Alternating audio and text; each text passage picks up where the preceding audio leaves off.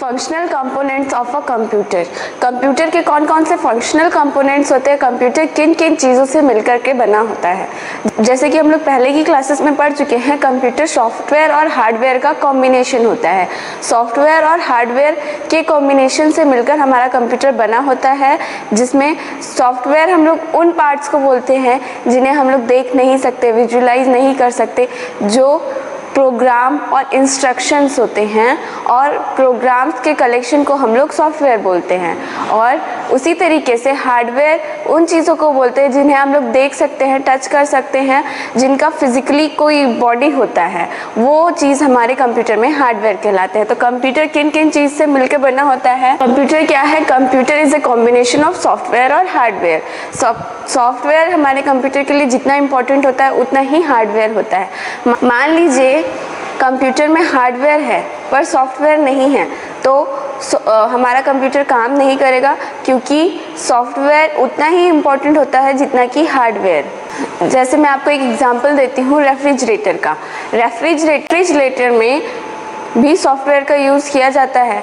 जैसे ही हम लोग रेफ्रिजरेटर को ऑन करते हैं, उस पर हम लोगों ने एक जो टेम्परेचर सेट करते हैं, उस टेम्परेचर के अकॉर्डिंग ही वो ठंडा होता है। लेकिन अगर हम उसको फुल कर दे तो फुल होगा, लो कर दे तो लो होगा। तो उसमें पहले से प्रोग्रामिंग की हुई है कि अगर आपको ये इंस्ट्रक्शन मिले कि आपको कोल्ड करना है, कोल्डर करना है या कोल्डेस्ट करना है, तो अगर कोल्ड पे है तो वो कम ठंडा करेगा, कोल्डर पे है तो वो थोड़ा ज़्यादा करेगा, और कोल्डेस्ट पे है तो सबसे ज़्यादा करेगा। ये चीज़ आप लोगों ने भी देखी हुई है।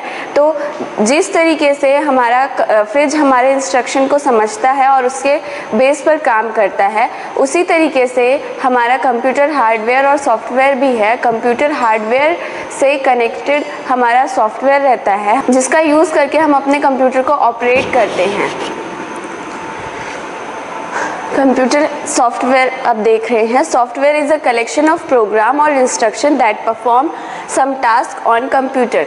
कंप्यूटर सॉफ्टवेयर का यूज़ करके हम लोग अपने कंप्यूटर में कुछ टास्क परफॉर्म करते हैं, कुछ काम करते हैं। तो इसका बेस्ट एग्जांपल है ऑपरेटिंग सिस्टम।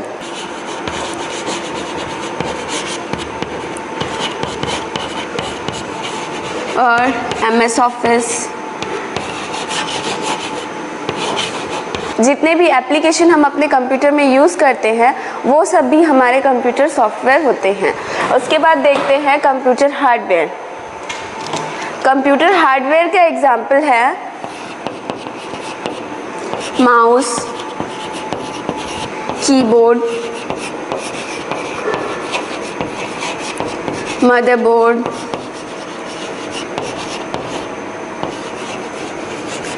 एक्सेट्रा, जिन्हें हम लोग देख सकते हैं, छू सकते हैं, और जो उनका एक शेप होता है हार्डवेयर कंपोनेंट होते हैं।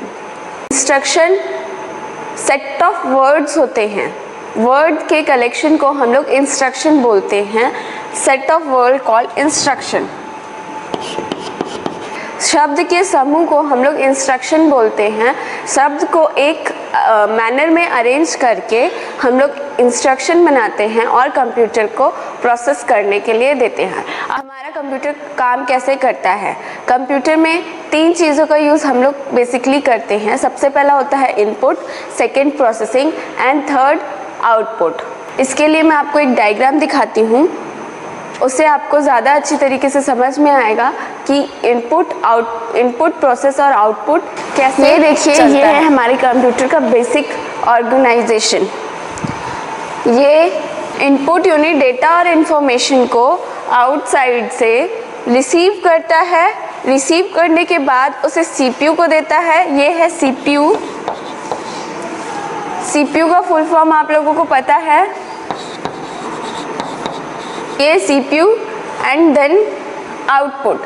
तो इस प्रोसेस को हम लोग हमेशा फॉलो करते हैं कि डेटा और इन्फॉर्मेशन को सबसे पहले हम लोग इनपुट डिवाइस की हेल्प से देते हैं, और जो हमारा इनपुट डिवाइस है वो उसे CPU तक पहुंचाता है, और CPU उसे प्रोसेस करने के बाद CPU को हम लोग प्रोसेसर के नाम से भी जानते हैं। तो CPU मतलब हमारा प्रोसेसर उसे प्रोसेस करने के बाद आउटपुट डिवाइस तक भेजता है। आउटपुट डिवाइस हमें क्या शो करता है? रिजल्ट। मैंने CPU को थोड़ा अलग तरीके से बनाया है, तो इसको और अच्छे से समझते हैं। सबसे पहले इनपुट डिवाइस हमारा क्या करता है? आउटसाइड से डेटा को लेता है, आउटसाइड से डेटा को लेगा, उसके बाद उसे ह्यूमन रीडेबल फॉर्म से मशीन रीडेबल फॉर्म में कन्वर्ट करेगा और फिर उसे आगे की प्रोसेसिंग के लिए CPU को दे देगा। तो इस चीज़ को अभी लिख लेते हैं। इनपुट यूनिट कैसे काम करता है? Data and instruction entered a computer through an input unit in a form that depend upon the input device used. हमारा इनपुट कुछ भी हो सकता है, या तो वो इमेज हो सकता है, या ऑडियो हो सकता है, वीडियो हो सकता है। वो डिपेंड करता है हमारे इनपुट डिवाइस के ऊपर। अगर हमें कोई वर्ड इनपुट पे देना है, एज अ इनपुट देना है, तो हम लोग उसके लिए कीबोर्ड का यूज़ करेंगे वर्ड को टाइप करने के लिए। उसी जगह पर अगर हमें किसी इमेज को प्रोसेसिंग करानी है, तो इमेज के लिए हम लोग यूज़ करेंगे स्कैनर का। स्कैनर का यूज़ करके हम लोग अपना इनपुट देंगे, या फिर वो हमारी मेमोरी में स्टोर है तो उसे वहाँ से उठा करके आगे प्रोसेसिंग के लिए देंगे। तो इनपुट देने के लिए 3 स्टेप फॉलो करता है। सबसे पहला स्टेप है it accept instruction and data from outside the world. Outside the world से डेटा और इंस्ट्रक्शन को लेता है। Then it convert this instruction and data in computer acceptable form. जो भी हम लोग डेटा और इंस्ट्रक्शन देते हैं वो ह्यूमन रीडेबल फॉर्म में होता है, उसे कंप्यूटर रीडेबल फॉर्म यानी कि बाइनरी में कन्वर्ट करता है, क्योंकि हमारा कंप्यूटर सिर्फ बाइनरी ही समझता है। बाइनरी में कन्वर्ट करेगा, फिर उसके बाद it supply the converted instruction and data to computer system for further processing। आगे की प्रोसेसिंग के लिए उस डेटा और इन्फॉर्मेशन को CPU तक पहुंचाता है ताकि आगे की प्रोसेसिंग हो सके। उसके बाद काम शुरू होता है CPU का। CPU अपना काम स्टार्ट करता है। ये CPU मैंने आपको बताया था, इसे हम लोग प्रोसेसर के नाम से भी जानते हैं। देन CPU 2 पार्ट्स में डिवाइड रहता है। पहला पार्ट उसका कहलाता है स्टोरेज यूनिट, और स्टोरेज यूनिट भी 2 पार्ट्स में डिवाइड रहता है, प्राइमरी स्टोरेज और सेकेंडरी स्टोरेज। इसको मैं अभी आगे अच्छे से एक्सप्लेन करती हूँ कि दोनों में डिफरेंस क्या है और 2 स्टोरेज यूनिट का यूज़ क्यों करते हैं। सेकेंड हम लोगों का जो पार्ट है उसमें 2 चीज़ें होती हैं, कंट्रोल यूनिट और arithmetic logic unit. Control unit और अर्थमेटिक लॉजिक यूनिट में ही हमारे सारी प्रोसेसिंग होती है। इसको अब हम लोग और अच्छे से देख लेते हैं। स्टोरेज यूनिट क्या होता है? Data and instruction stored inside the computer before actual processing start. जब डेटा को प्रोसेसिंग के लिए इनपुट डिवाइस से प्रोसेसर के पास भेजा जाता है तो वो एकदम से हमारी मेमोरी में सेव नहीं होता है। वो सबसे पहले जाता है प्राइमरी मेमोरी में। प्राइमरी मेमोरी उसे टेम्परेरी स्टोर करके रखेगा और उसके जब तक प्रोसेसिंग नहीं होती है, जब तक हम उसे सेव नहीं करते हैं, तब तक वो डेटा हमारा प्राइमरी मेमोरी में रहेगा। देन उसके बाद पूरा प्रोसेस हो जाने के बाद जब हम डेटा को सेव करेंगे तो वो सेकेंडरी मेमोरी में आएगा। प्राइमरी मेमोरी और सेकेंडरी मेमोरी को मैं आगे और एक्सप्लेन करूँगी। सबसे पहले देख लेते हैं स्टोरेज यूनिट पूरा क्या काम करता है। तो data and instruction required for processing receive from input unit. Data और इंस्ट्रक्शन जो प्रोसेसिंग के लिए रिक्वायर्ड है उसे एक्सेप्ट करता है, उसे लेता है इनपुट यूनिट से। सेकंड करता है intermediate result for processing. Intermediate result बनाता है जो कंप्यूटर रीडेबल फॉर्म में होता है और जिसे सिर्फ कंप्यूटर ही समझ सकता है। थर्ड क्या करता है? Result for output before they are released and output device. जब तक उसे आउटपुट डिवाइस को नहीं दिया जाता है, उस आउटपुट डिवाइस को देने से पहले उसका एक रिज़ल्ट रेडी करता है कि प्रोसेसिंग के बाद इस डेटा का रिज़ल्ट या आउटपुट क्या होगा, उसे जनरेट करता है।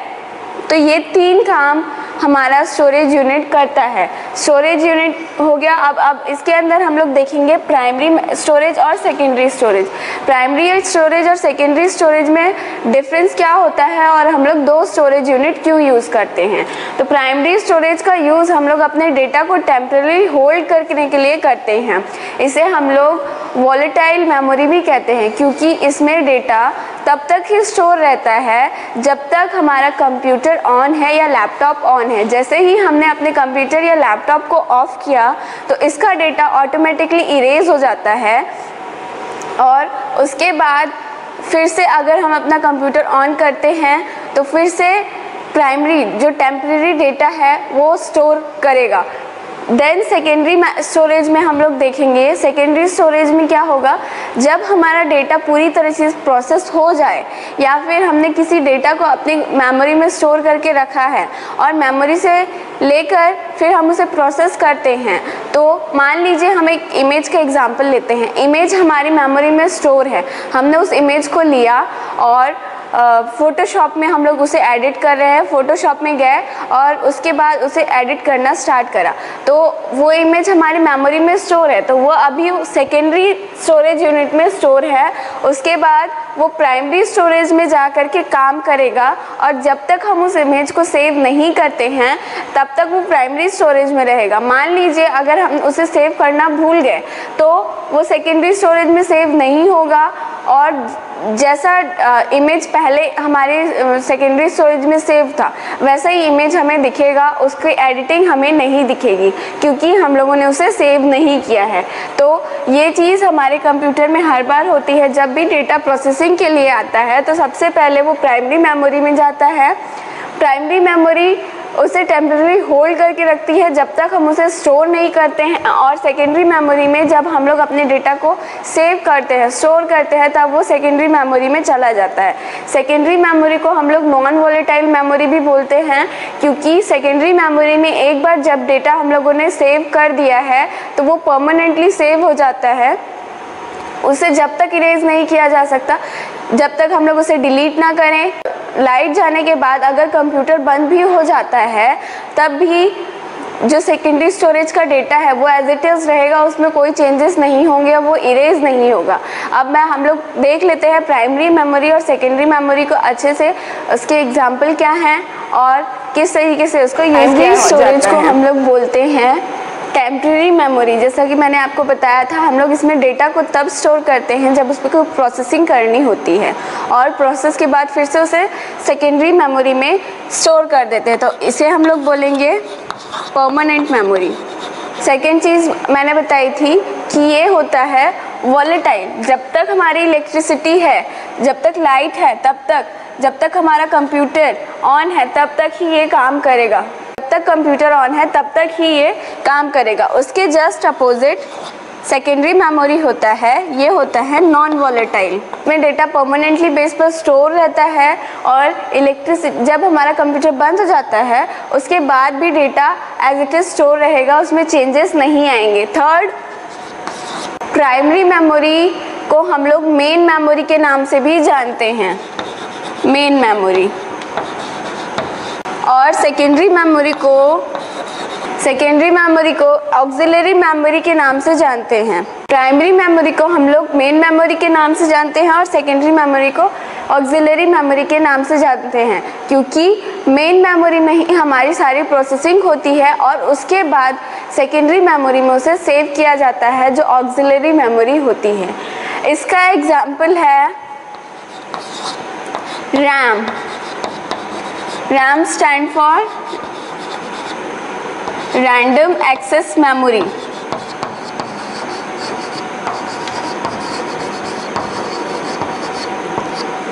सेकेंडरी स्टोरेज का एग्जाम्पल है रोम, रीड ओनली मेमोरी।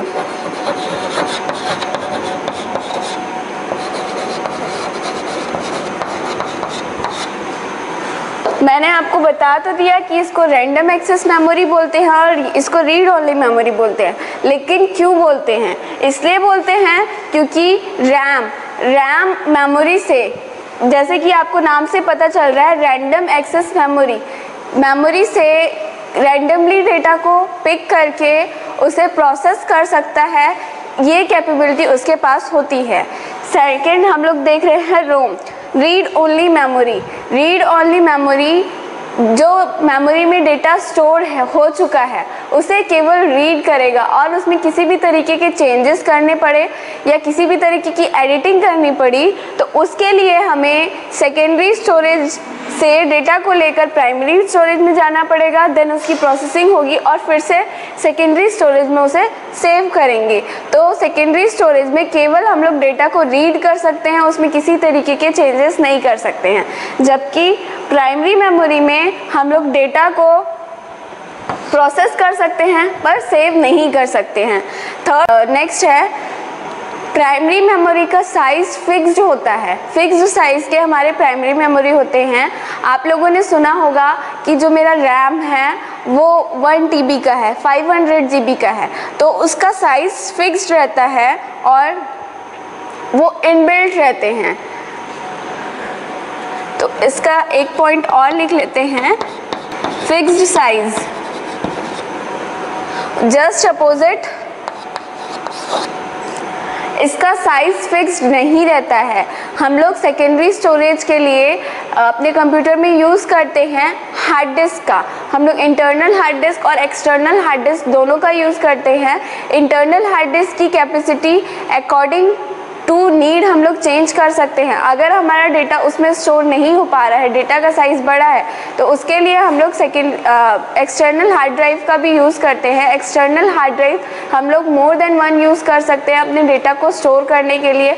जब प्राइमरी मेमोरी सेकेंडरी मेमोरी की कंपैरिजन में ज़्यादा महंगा होता है, उसका साइज़ भी लिमिटेड रहता है, लेकिन सेकेंडरी मेमोरी का साइज़ हम लोग अपनी नीड के अकॉर्डिंग सेट कर सकते हैं। उसमें एडिशनल हार्ड डिस्क जोड़ सकते हैं, पेन ड्राइव जोड़ सकते हैं, जिसमें हम अपना डेटा स्टोर करके रख सकते हैं और इसका कॉस्ट प्राइमरी मेमोरी के कंपैरिजन में सस्ता होता है। तो ये कुछ पॉइंट्स थे प्राइमरी मेमोरी और सेकेंडरी मेमोरी के बीच में डिफरेंस क्या होता है, दोनों किस तरीके से काम करते हैं, ये आपको समझ में आ गया होगा। हमारी जितनी भी प्रोसेसिंग है वो सब प्राइमरी मेमोरी में होती है और जब पूरी प्रोसेसिंग हो जाती है फिर उसको सेकेंडरी मेमोरी में लाकर सेव कर दिया जाता है। कोई भी डेटा प्राइमरी मेमोरी में स्टोर नहीं रहता है। इसका एक एग्जांपल और मैं देती हूँ। जब हम लोग बूटिंग पढ़ेंगे तब मैं आप लोगों को बताऊँगी कि रैम में डेटा कैसे लोड होता है और कैसे हमारा कंप्यूटर स्टार्ट होता है, क्योंकि मैंने बताया कि कंप्यूटर जब ऑन होता है, जब कंप्यूटर ऑफ होता है तो रैम पूरा अपने डेटा को इरेज कर देता है। इसका एक एग्जांपल हम लोग और देख सकते हैं। जैसे हमने प्रिंट स्क्रीन का बटन प्रेस किया, प्रिंट स्क्रीन का बटन प्रेस करने पर एक इमेज कैप्चर हो गई, लेकिन अगर हम उसे इमेज में जा कर के चेक करें, सर्च करें, तो वो इमेज हमें वहाँ पे मेमोरी में सेव नहीं दिखाएगी, क्योंकि वो अभी तक प्राइमरी मेमोरी में स्टोर है और सेकेंडरी मेमोरी में नहीं आई हैं।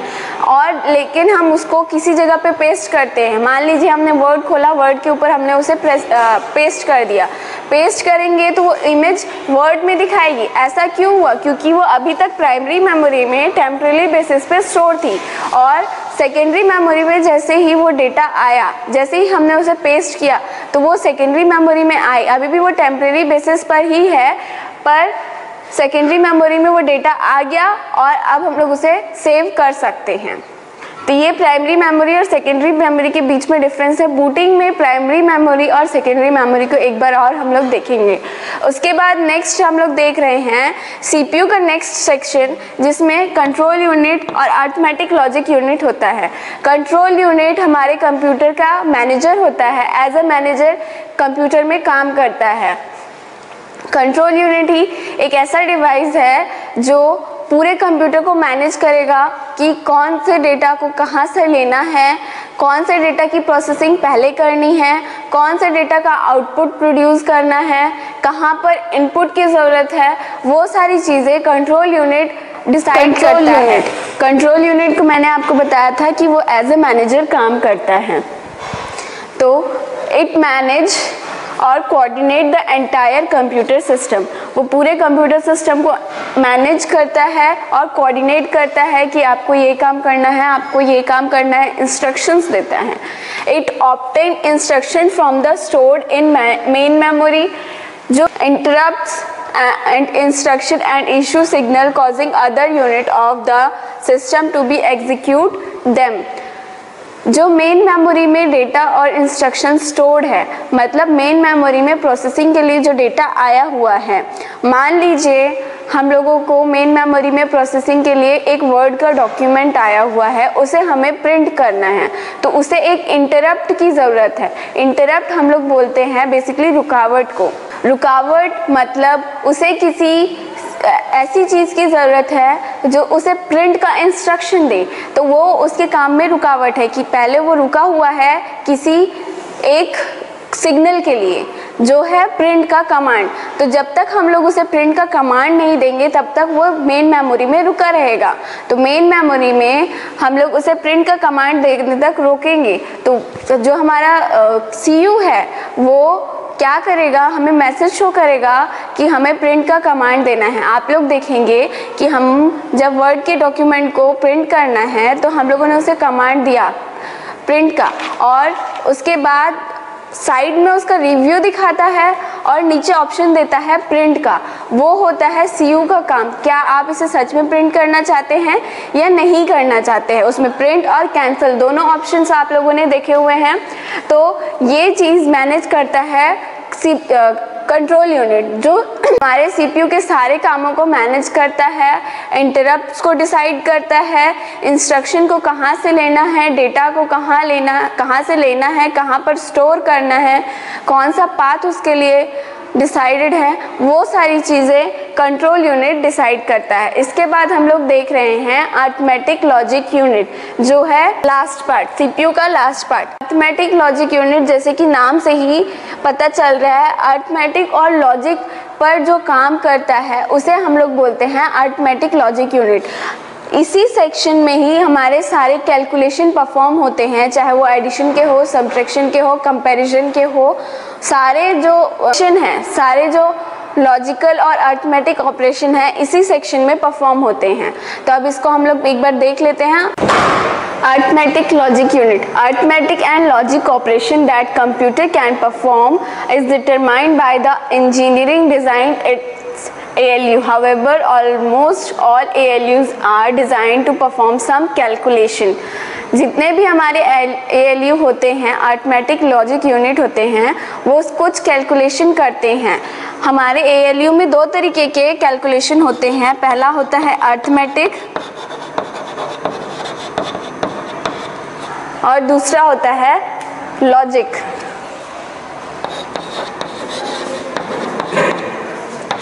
अरिथमेटिक ऑपरेशन कौन कौन से होते हैं? अरिथमेटिक ऑपरेशन 4 होते हैं, ऐड,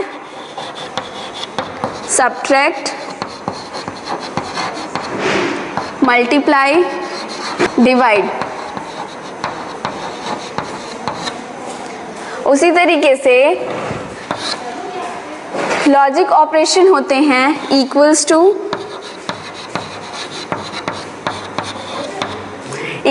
टू मतलब कंपैरिजन,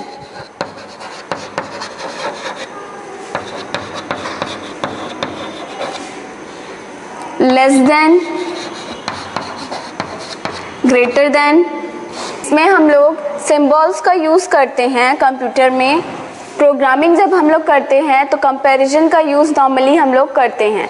तो कंपैरिजन के लिए हम लोग कुछ साइन यूज़ करते हैं। जब हम लोग कंपेयर करेंगे दो वैल्यूज़ को तो उसके लिए इक्वल्स टू का साइन यूज़ करेंगे, less than equals to, less than, greater than equals to. इन सिंबल्स का यूज़ करके हम लोग अपने कंप्यूटर प्रोग्रामिंग में यूज़ करके comparison, less than, greater than, less than equals to, greater than equals to, ये सारे ऑपरेशन परफॉर्म करते हैं।